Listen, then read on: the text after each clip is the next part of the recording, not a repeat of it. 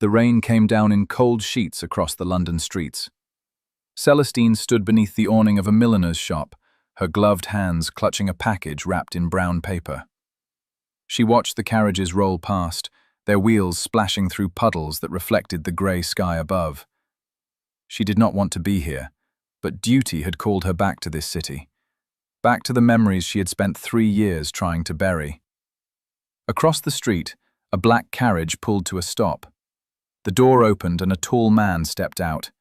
He wore a dark coat that fell to his knees, and his hair was the color of midnight. Even from this distance, Celestine recognized him. Thorn.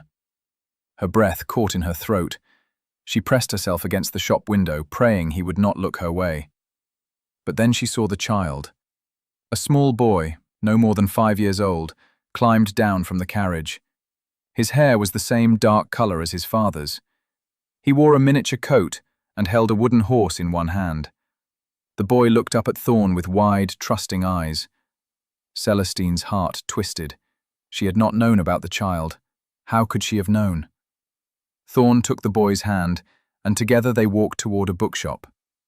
The boy skipped beside him, chattering about something Celestine could not hear. Thorn's expression was soft, patient. He looked down at his son with a tenderness that made Celestine's chest ache. 3 years ago, she had left him without explanation. She had walked away from their engagement, from the life they had planned together. She had done it to protect him, though he would never know that. And now, he had a son. The realization hit her like a physical blow. While she had been gone, he had moved on. He had married someone else. He had built a family. She should have felt relief. Instead, she felt hollow. The rain began to ease. Celestine pulled her cloak tighter and stepped out from beneath the awning. She needed to leave before Thorn saw her, before the past collided with the present in a way she could not control. But as she turned to go, the boy looked up. Their eyes met across the street. For a moment, neither of them moved. The boy tilted his head, studying her with a curiosity that made Celestine's stomach drop. Then he tugged on Thorn's sleeve. "Papa," the boy said, his voice carrying across the quiet street. "Why doesn't that lady like us?" Thorn froze. His head turned slowly, and his gaze found hers. Time stopped. 3 years of silence, of carefully constructed distance, shattered in an instant. Thorn's expression shifted from shock to something darker, something she could not name. Celestine's feet refused to move. She stood there, trapped by the weight of his stare, by the innocent question still hanging in the air. The boy pulled at Thorn's hand again. "Papa, do you know her?" Thorn's jaw tightened. He did not answer his son. Instead, he took a step forward, his eyes never leaving Celestine's face. She knew she should run. She should disappear back into the crowd, back into the life she had built far from him. But something in his gaze held her in place. "Celestine," he said, and her name on his lips was both a question and an accusation. She swallowed hard. "Your Grace." The formal address was a knife between them. Once she had called him by his name. Once she had whispered it in the dark, had laughed it across ballroom floors. Now he was a stranger, a duke with a title and a child and a life that no longer included her. "What are you doing here?" Thorn's voice was low, controlled, but she could hear the edge beneath it. Celestine's voice faltered. "I'm visiting family." It was not entirely a lie. Her aunt lived on the outskirts of London, and Celestine had come to help settle her affairs. But that was not the whole truth, and they both knew it. The boy looked between them, his small face creased with confusion. "Papa, who is she?" Thorn's expression softened when he looked down at his son. He crouched to the boy's level, placing a hand on his shoulder. "This is Miss Celestine, an old friend." The word friend felt wrong, inadequate, cruel even. The boy studied Celestine with solemn eyes. "Why did you look sad when you saw us?" The question was so innocent, so painfully perceptive that Celestine felt her carefully constructed walls begin to crack. She glanced at Thorn, searching for help, but his face was unreadable. I wasn't sad, I was just surprised. The boy did not look convinced. Mama says surprises make people smile, but you didn't smile. The word mama was another blow. Of course, the boy's mother, Thorn's wife. Where is your wife? Celestine asked, keeping her voice steady. She needed to know, needed to understand how completely he had moved on. Thorn stood slowly. His eyes held hers, and in them she saw a flicker of something raw, something that looked almost like pain. There is no wife, he said quietly. Celestine's world tilted. But the boy is mine, Thorn said. His hand rested protectively on his son's shoulder. And mine alone. The implications crashed over her. No wife, a child, 3 years of absence and silence between them. I don't understand, Celestine whispered. Neither do I. Thorn's voice was hard now. You left without a word, Celestine. You disappeared as if I meant nothing to you. And now you stand here looking at my son as if... He stopped himself, his jaw working. As if you have any right to be surprised by the life I've built. His words cut deep, but she deserved them. She had hurt him. She had left him standing at the altar of their future, alone and confused. And she had done it without explanation, without closure. Because explaining would have meant telling him the truth, and the truth would have destroyed him. The boy tugged at Thorn's coat. Papa, why are you upset? Thorn took a breath, visibly composing himself. I'm not upset, Julian. I'm just talking to an old friend. Julian. The boy's name was Julian. Celestine felt something shift in her chest, a softening she could not afford. Perhaps we should go, she said, taking a step back. I didn't mean to intrude. Intrude? Thorn's laugh was bitter.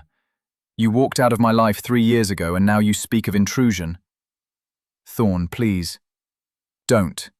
His voice was sharp. Don't say my name as if you still have the right to it. Celestine flinched. She deserved his anger, but standing here, watching it pour from him while his son looked on with wide, confused eyes, was unbearable. I'm sorry, she said, and the words felt impossibly small. I should go. She turned away, her heart pounding. She had taken 3 steps when Julian's voice stopped her. Will we see you again? She looked back. The boy was watching her with an expression so hopeful, so open, that it made her throat tighten. I don't think so, she said gently. Julian's face fell. Oh. Thorn's expression was unreadable. He stood behind his son, one hand still resting on the boy's shoulder, and said nothing. Celestine forced herself to turn away, to walk down the street and disappear into the crowd. Every step felt like tearing away a piece of herself, but she did not look back. She could not. The next morning, Celestine sat in her aunt's parlour, staring at the cold tea in her cup. Sunlight streamed through the lace curtains, but it did nothing to warm the chill in her bones. You saw him, didn't you? Her aunt's voice was soft, knowing. Celestine did not look up. Yes. And the boy? Yes. Aunt Margaret sighed. She was a woman in her 60s, with silver hair and kind eyes that missed nothing. You can't keep running, child. I'm not running. I'm here, aren't I? Your body is here, but your heart has been running for 3 years. Celestine set down her teacup with a sharp clink. You don't understand. Then help me understand. Margaret leaned forward. You loved him. He loved you. And then, one day, you ended the engagement without explanation. You moved to the countryside and refused all contact. Now he has a child, and you look as if your world has ended. What am I missing? Celestine closed her eyes. The weight of the secret pressed down on her like a stone. She had carried it alone for so long. I was protecting him, she said finally. From what? From me. Margaret's brow furrowed. That makes no sense. It makes perfect sense. Celestine's voice was raw. My mother died of a blood disease. The doctors said it runs in families. They said I might have it too. They said if I did, I would not live long. And if I had children, her voice broke, they would suffer the same fate. The silence that followed was heavy. Oh, child, Margaret whispered. I couldn't do that to him. Celestine's hands trembled. I couldn't marry him, knowing I might die within a few years. I couldn't let him watch me waste away, and I couldn't bear children who would be cursed with the same illness. So I left. Did you tell him? No. Why not? Because he would have stayed. Celestine looked up, her eyes bright with unshed tears. He would have married me anyway. He would have sacrificed his future, his chance at a family, his happiness, all for me. And I couldn't let him do that. I loved him too much. Margaret shook her head slowly. And so you made the choice for him? It was the only choice. It was cruel, Celestine. To both of you. The words stung, but Celestine did not argue. She had replayed that decision 1,000 times in her mind. She had questioned it, regretted it, defended it. But in the end, she always came back to the same conclusion. She had done what she thought was right, even if it had broken her heart in the process. And now? Margaret asked gently. What will you do now? Celestine had no answer. 3 days later, Celestine received an unexpected visitor. She was in the garden, tending to her aunt's roses, when the butler appeared at the door. Miss Celestine, you have a caller. She straightened, brushing dirt from her gloves. Who is it? The Duke of Ashford. Her heart stopped. I'm not receiving visitors. He insisted it was urgent. He has the young master with him. Julian. Celestine's resolve wavered. She should send them away. She should maintain the distance she had fought so hard to create. But the thought of that little boy standing at the door, confused and hurt, made her decision. Show them to the parlour, she said quietly. She took a moment to compose herself, to smooth her hair and straighten her dress. Then she walked inside, her heart pounding with every step. Thorne stood by the window, his hands clasped behind his back. He looked exactly as she remembered, tall, broad-shouldered, devastatingly handsome. But there were new lines around his eyes, a weariness that had not been there before. Julian sat on the sofa, swinging his legs. When he saw Celestine, his face lit up. Miss Celestine! He jumped down and ran to her. Papa said we could visit. Celestine looked at Thorne, her eyebrows raised in question. Julian has been asking about you, Thorne said stiffly. He wanted to see you again. I did, Julian nodded enthusiastically. I told Papa you seemed sad, and he said maybe we could visit and make you happy. Celestine's throat tightened. She knelt down to Julian's level. That's very kind of you. Are you happy now? The boy asked, his eyes wide and earnest. She forced a smile. I am happier now that you're here. Julian beamed. Good! Papa says making people happy is important. Celestine glanced up at Thorne. His expression was unreadable, but something in his eyes made her chest ache. Julian, Thorne said, why don't you go look at the garden? I believe there are some interesting flowers outside. Julian hesitated, looking between them. Then he nodded and scampered toward the French doors that led to the garden. Once he was out of earshot, Thorne turned to Celestine. We need to talk, he said. They sat across from each other in the parlour, the distance between them both physical and emotional. Celestine folded her hands in her lap, waiting. Thorne spoke first. Why did you leave? The question was simple, but the answer was anything but. I had my reasons, Celestine said carefully. That's not an answer. It's all I can give you. Thorn's jaw tightened. Do you have any idea what you put me through? I searched for you. I went to your family, your friends. No one would tell me where you had gone. It was as if you had vanished from the earth. I'm sorry. Sorry? He stood abruptly, pacing to the window. You think an apology erases 3 years of silence, 3 years of wondering what I did wrong, 3 years of... He stopped himself, his hands clenched into fists. You owe me more than sorry, Celestine. She stood as well, her own frustration rising. What do you want me to say? That I was wrong? That I regret it? I can't change the past, Thorn. Then at least tell me the truth. He turned to face her, his eyes blazing. Why did you leave? I can't. Can't or won't. Does it matter? Yes.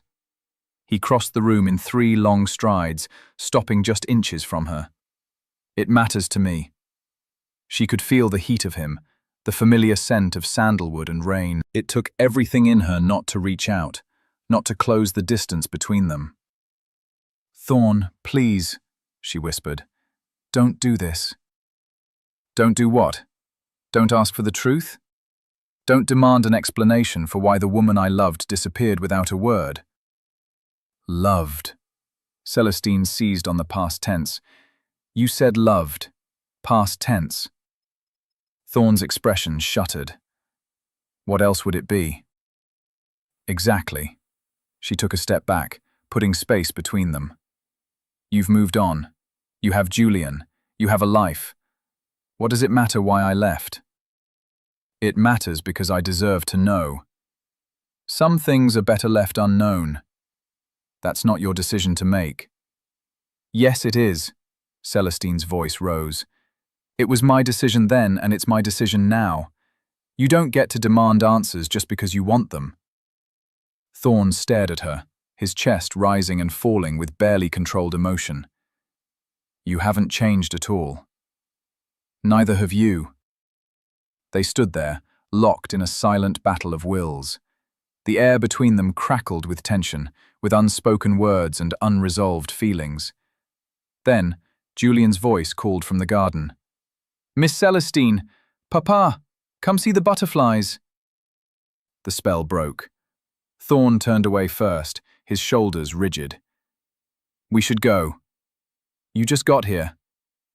This was a mistake. He moved toward the door, then paused. Julian wanted to see you. I thought... He shook his head. It doesn't matter what I thought.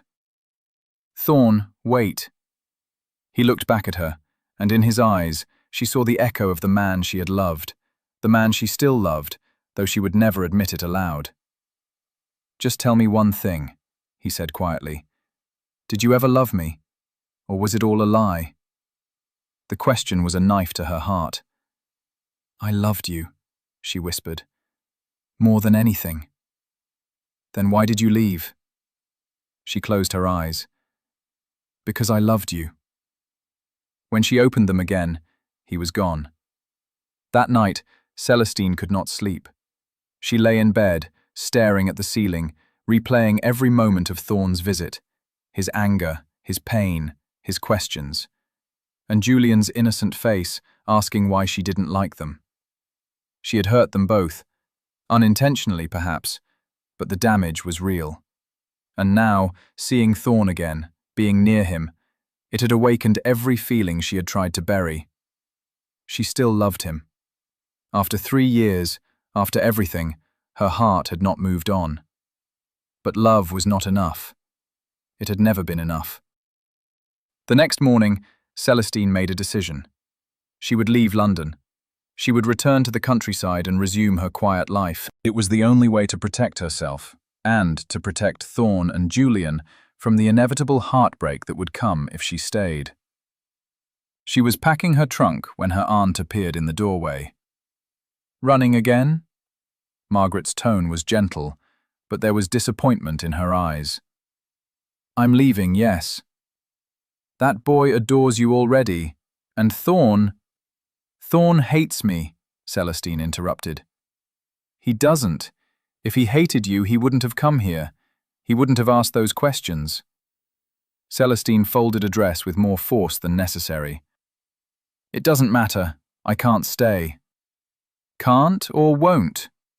The echo of Thorn's words made Celestine freeze. You don't understand. Then explain it to me. What are you so afraid of? I'm afraid of dying.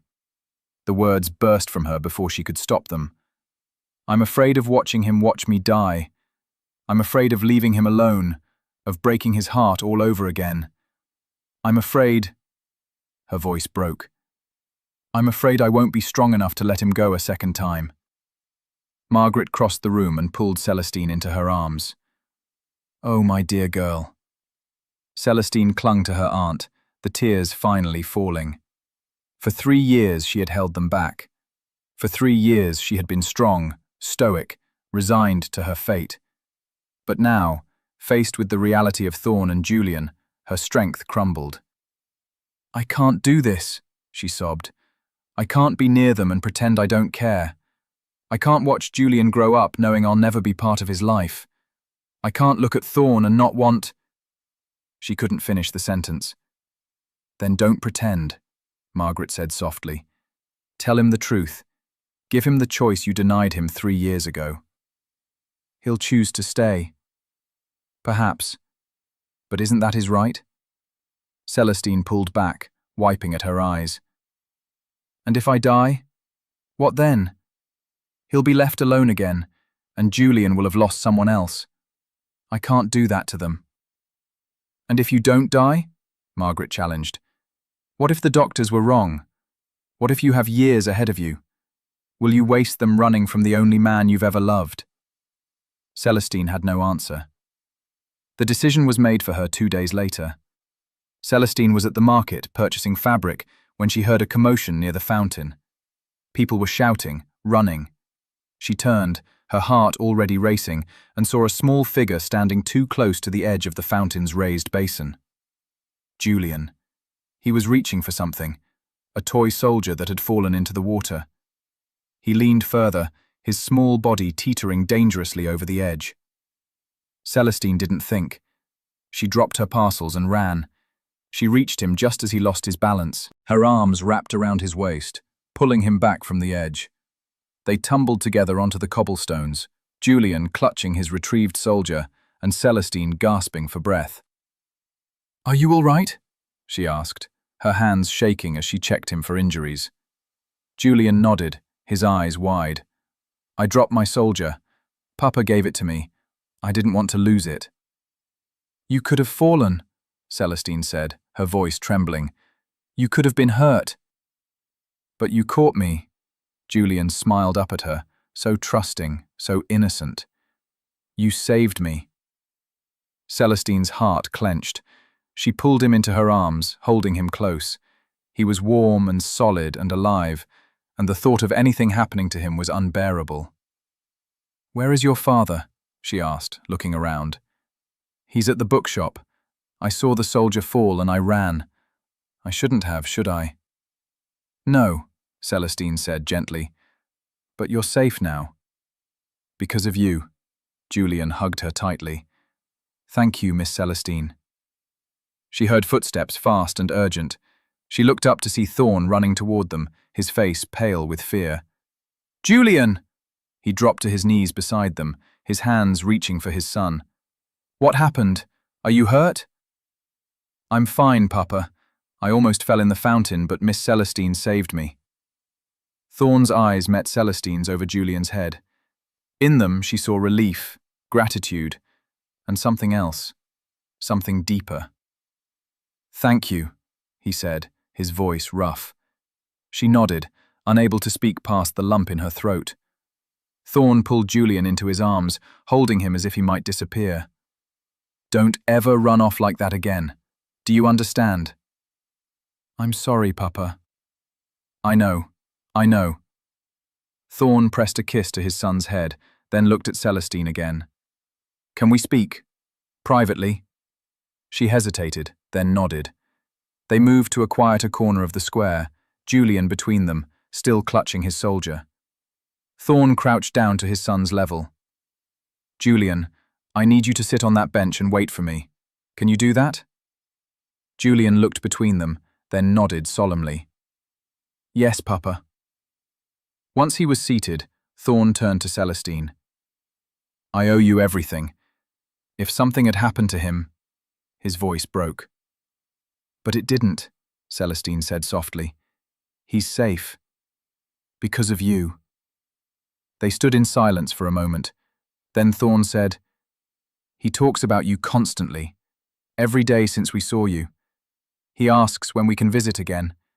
He wants to know why you looked sad. He wants... Thorn paused. He wants you in his life. Celestine's heart ached. Thorn, I can't. I'm not asking for me, he interrupted. I'm asking for him. He's already lost so much. He deserves... Thorn stopped, his jaw tightening.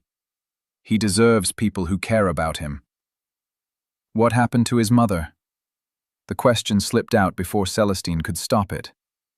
Thorn's expression darkened. She left when he was 6 months old. She didn't want to be a mother. She didn't want the responsibility, so she walked away. The revelation was a shock. I'm so sorry. Don't be. She made her choice, just as you made yours. The comparison stung, but Celestine couldn't argue with it. She had left him, just as Julian's mother had. But her reasons had been different, hadn't they? I didn't want to leave, she said quietly. I thought I had no choice. There's always a choice, Celestine. Not always. Thorn studied her, his gaze searching.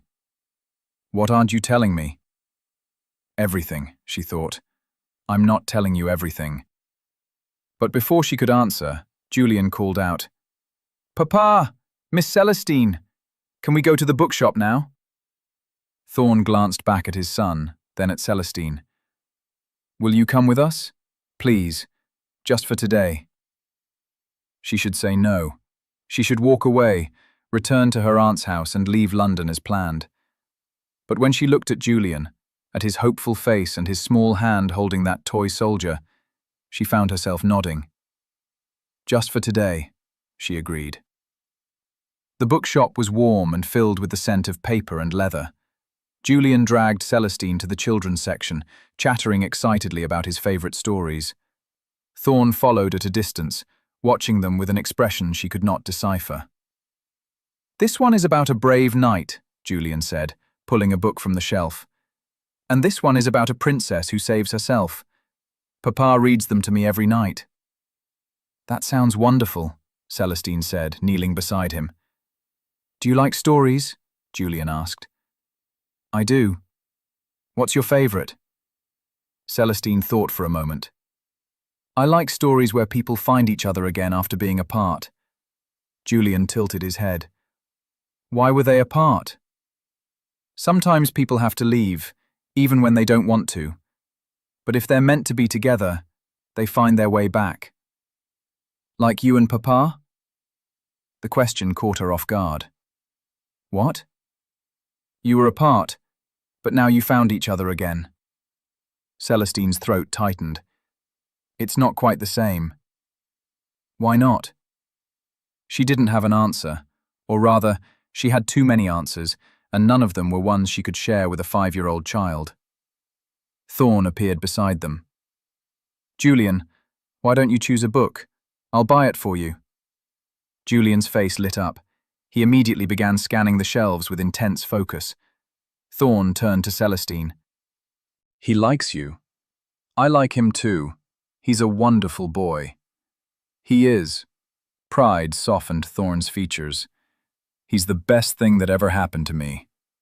Even though, Celestine hesitated, even though his mother left? Especially because of that. Thorn's gaze was steady. He taught me what real love looks like. Unconditional, selfless. He's the reason I wake up every morning, the reason I keep going. Celestine felt tears prick her eyes. He's lucky to have you. And I'm lucky to have him. Thorn paused. But he needs more than just me. He needs... He stopped, shaking his head. Never mind. What? What does he need? Thorn looked at her, and in his eyes she saw a vulnerability that made her heart ache. He needs someone who won't leave, someone who will stay, no matter what. The unspoken accusation hung between them. You didn't stay. You left, just like his mother. Thorn. Papa, Miss Celestine, I found 3 books. Julian ran over, his arms full. Can I get all 3? Thorn smiled down at his son, the tension easing from his shoulders. 3 books? That's quite ambitious. I'll read them all, I promise. All right, 3 books it is. As they walked to the counter, Julian slipped his hand into Celestine's. The gesture was so natural, so trusting, that it took her breath away. Will you come read with me sometime? He asked, looking up at her with those wide, hopeful eyes. She glanced at Thorn, who was watching them with an unreadable expression. I don't know, she said softly. Please? Julian's grip tightened. Papa reads really well, but I bet you do too. And it would be nice to have both of you. Both of you. As if they were a unit, a family. The thought was too painful to entertain. We'll see, Celestine said, her voice strained. It was the best she could offer. That evening, Celestine sat in her aunt's parlor, staring into the fire. She could still feel Julian's small hand in hers, still hear his laughter, still see Thorn's guarded expression. She was in trouble. Deep, dangerous trouble. Because despite her best intentions, despite all the walls she had built, she was falling for them. Both of them. And she had no idea how to stop it. You're thinking about them, Margaret said, appearing in the doorway with a tray of tea. Yes. And? And I don't know what to do. Celestine accepted a cup, grateful for something to occupy her hands. Julian asked me to read with him. He wants me to be part of his life. And you want that too. It doesn't matter what I want. Of course it matters.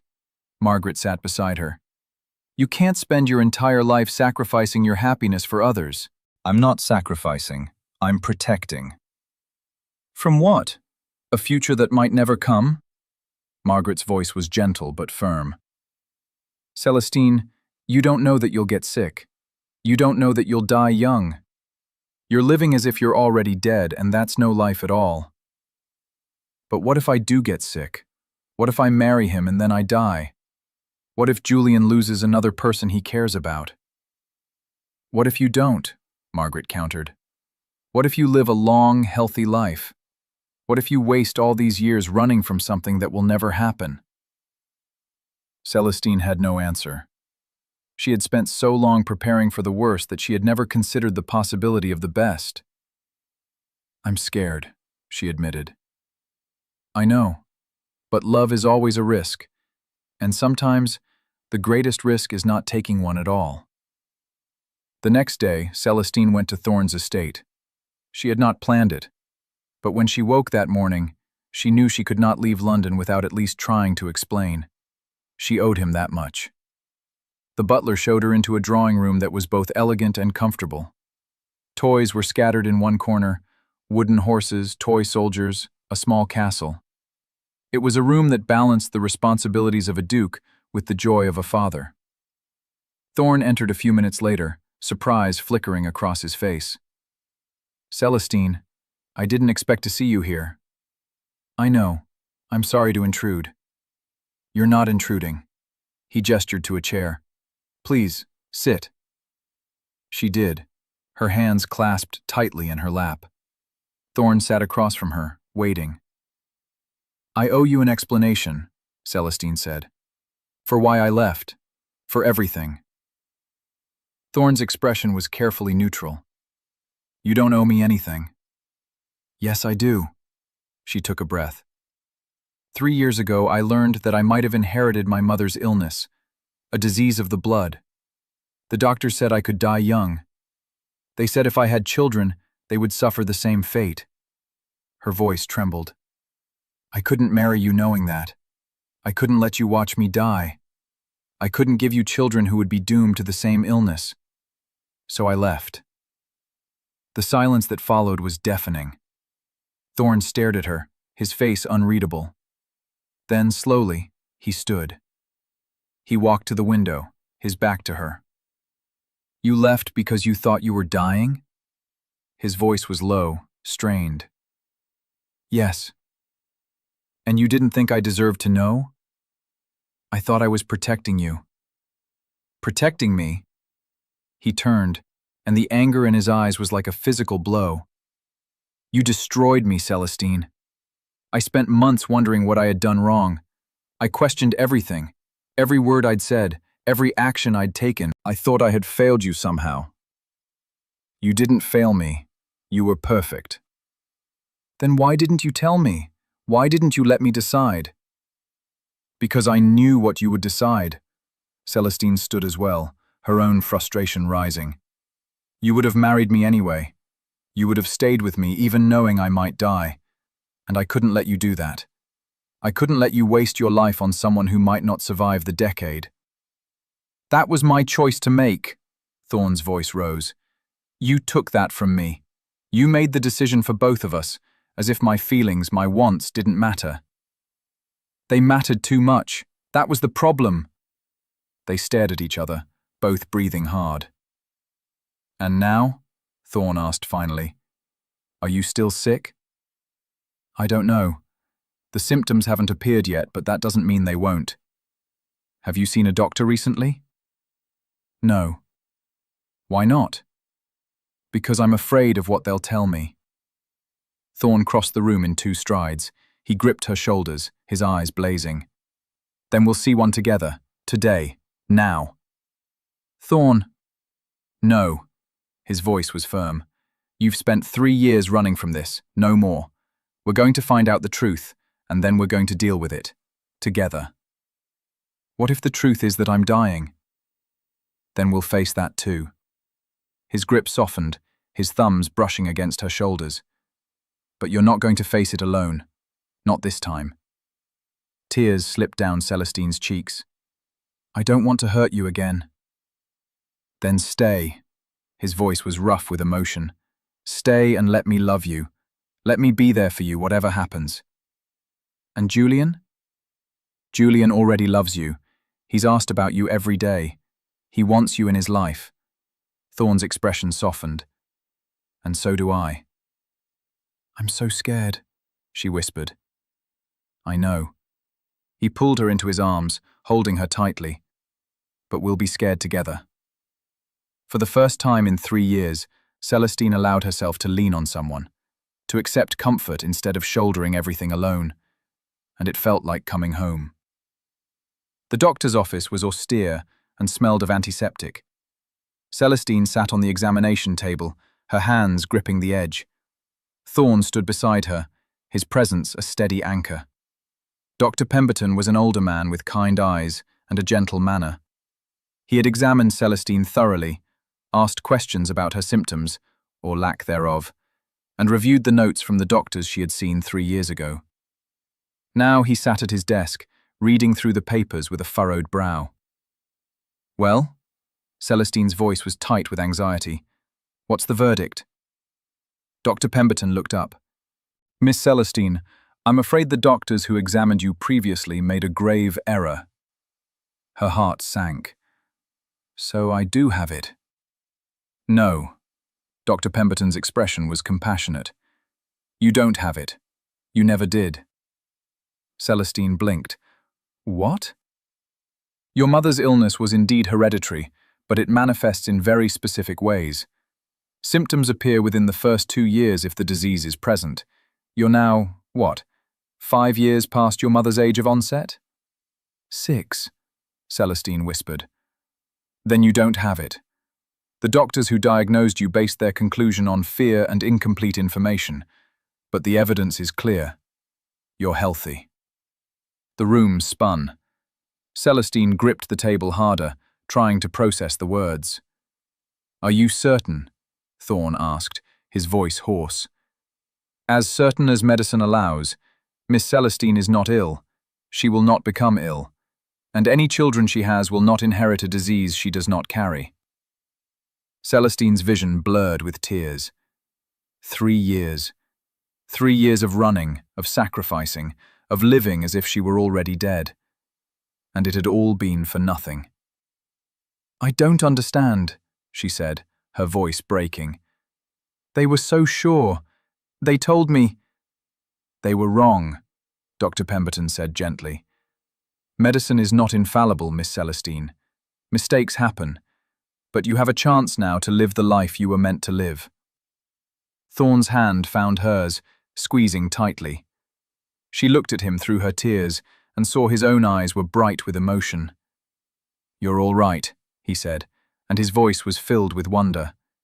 "You're going to be all right." She nodded, unable to speak. They left the doctor's office in a daze. The streets of London seemed brighter, the air clearer. Celestine felt as if she were waking from a long, terrible dream. "I wasted 3 years," she said as they walked. "I hurt you for nothing." "Not for nothing." Thorne stopped, turning to face her.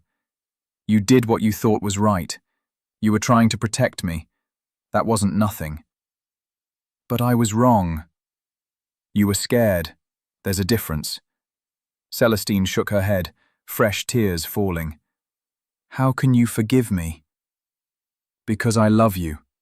Thorne cupped her face, his thumbs brushing away her tears. "I never stopped loving you, Celestine. Even when I was angry, even when I didn't understand, I loved you." "I love you too," she whispered.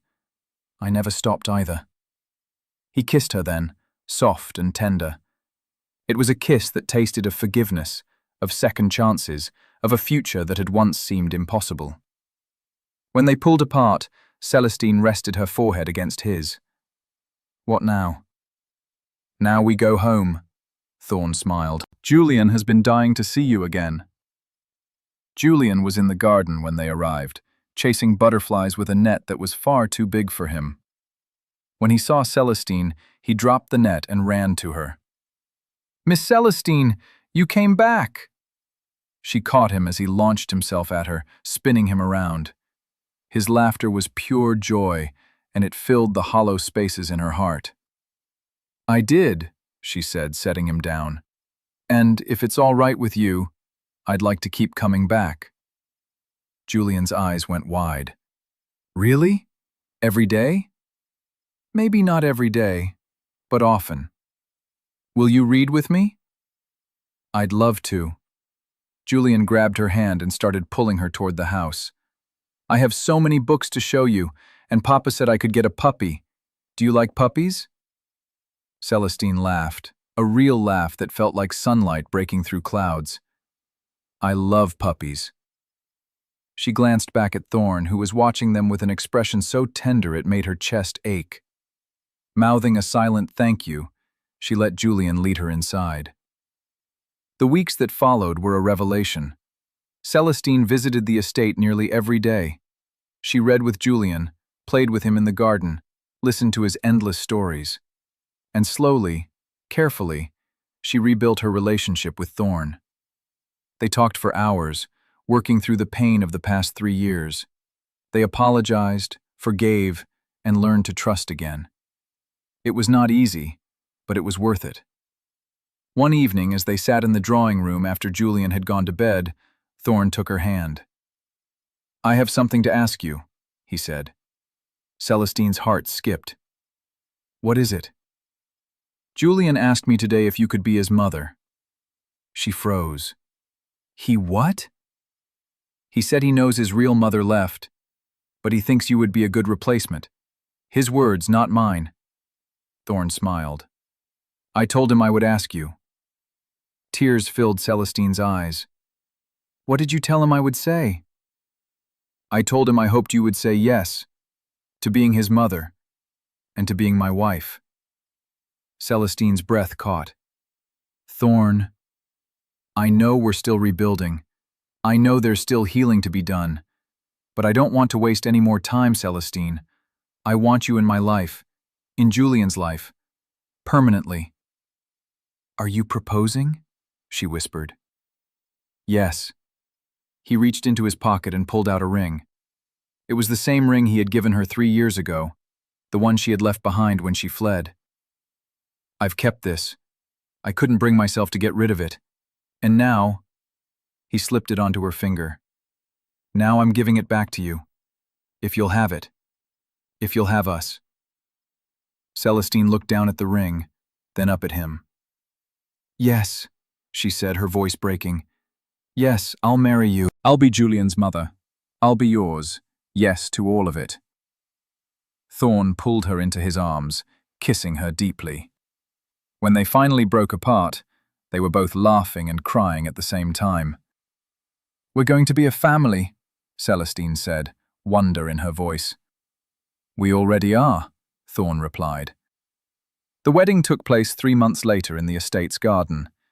It was a small affair, attended only by close friends and family. Julian served as the ring-bearer, his pride evident in every step. As Celestine walked down the aisle, she looked at the two people waiting for her. Thorn, tall and handsome in his formal attire, and Julian, beaming at her with pure joy. This was her family, her future, her second chance. When she reached them, Julian whispered loudly, "You look like a princess, Miss Celestine."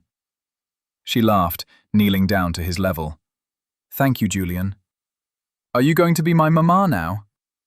"If you'll have me." He threw his arms around her neck. "Yes, I want you to be my mama forever." Celestine held him tight, her heart so full it felt like it might burst. Then she stood, taking Thorn's hand. The vicar began the ceremony, but Celestine barely heard the words. She was too focused on Thorn's face, on the love shining in his eyes, on the small boy standing beside them. When it came time for the vows, Thorn spoke first. "Celestine, 3 years ago I lost you. I didn't understand why, and it broke me. But now I understand that sometimes we have to lose things to truly appreciate them. I lost you, and it taught me the value of every moment, every smile, every touch. I promise to cherish you, to protect you, and to never take a single day with you for granted. You are my heart, my home, my everything." Celestine's tears fell freely as she spoke her own vows. "Thorn, I spent 3 years running from a future I thought was inevitable. I ran from you, from love, from happiness. But you found me again. You and Julian pulled me back into the light. I promise to never run again. I promise to stay, to fight, to love you with everything I have. You are my second chance, and I will spend the rest of my life proving that I deserve it." They exchanged rings, kissed as husband and wife, and turned to face their small gathering. Julian cheered, jumping up and down. "Mama and Papa! Mama and Papa!" The words were music. That night, after the celebration had ended and Julian was asleep, Celestine and Thorn stood on the terrace, looking out at the moonlit garden. "Do you remember the question Julian asked the day we met again?" Thorn said quietly. "Papa, why doesn't that lady like us?" Celestine quoted. "How could I forget? He sees things so simply. To him, if someone looks sad, it means they don't like you. Children have a way of cutting through all the complexity, don't they?" "They do." Thorn pulled her closer. "I'm glad he asked that question. It brought you back to us." "I'm glad too." Celestine leaned her head against his shoulder. "I was so lost, Thorn.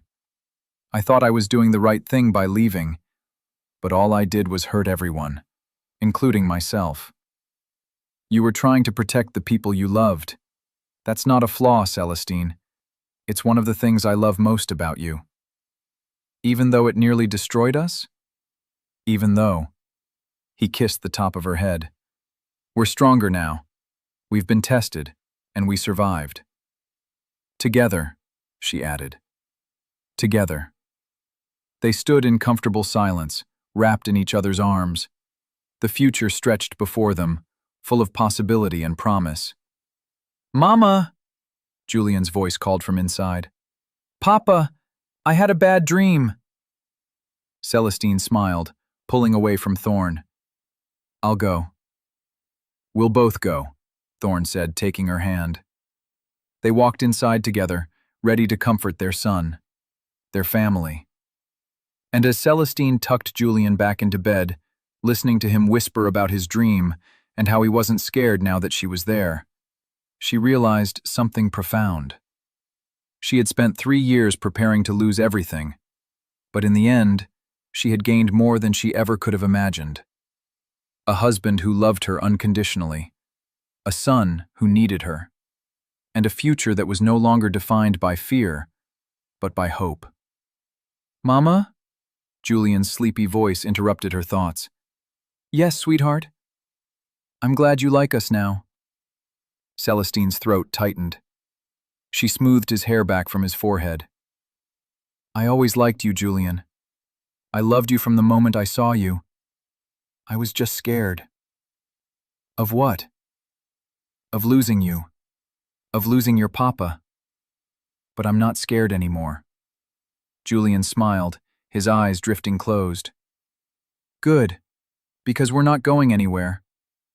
"Neither am I," Celestine whispered. She sat with him until he fell asleep, then returned to the bedroom she now shared with Thorn. He was waiting for her, his arms open. She went to him and he held her close. "I love you," she said. "I love you too," he replied. "Always."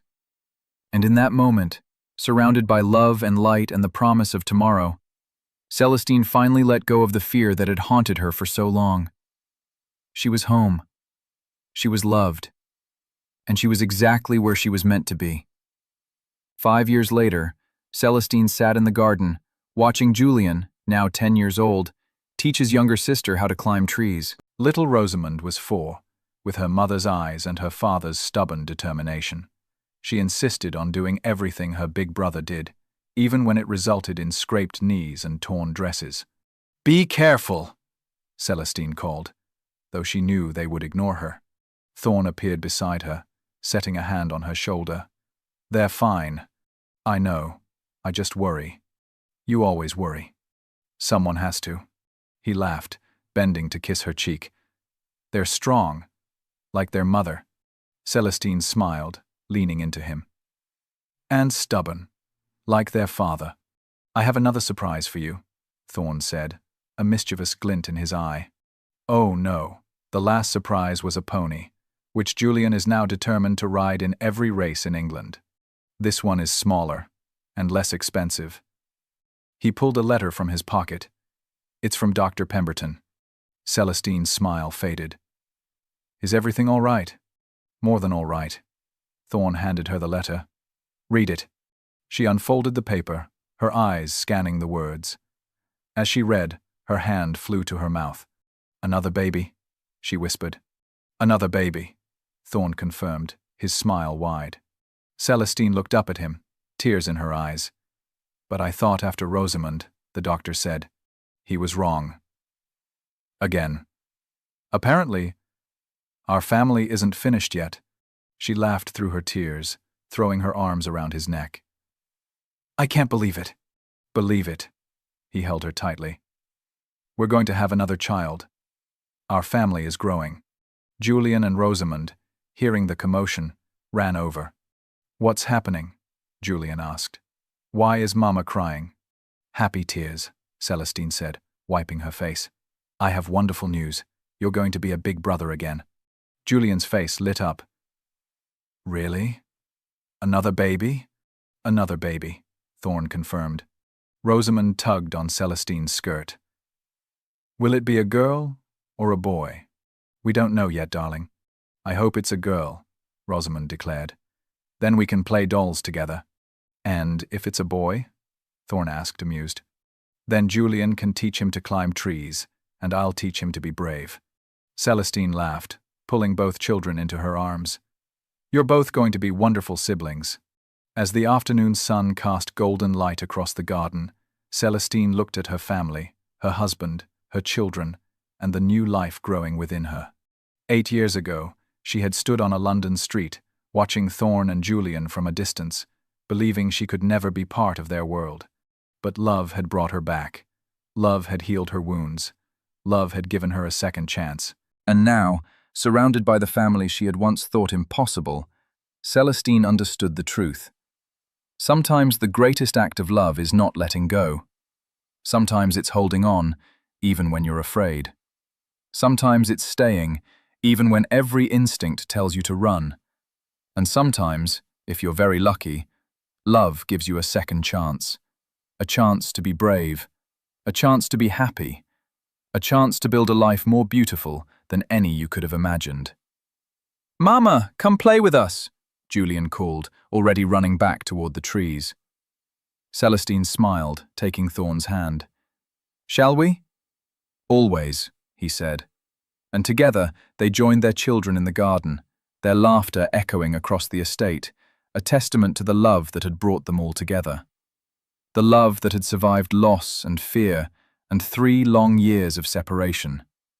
The love that had answered a little boy's innocent question, "Papa, why doesn't that lady like us?" and turned it into a promise, "Because I loved you too much to stay. But I love you even more now that I'm home."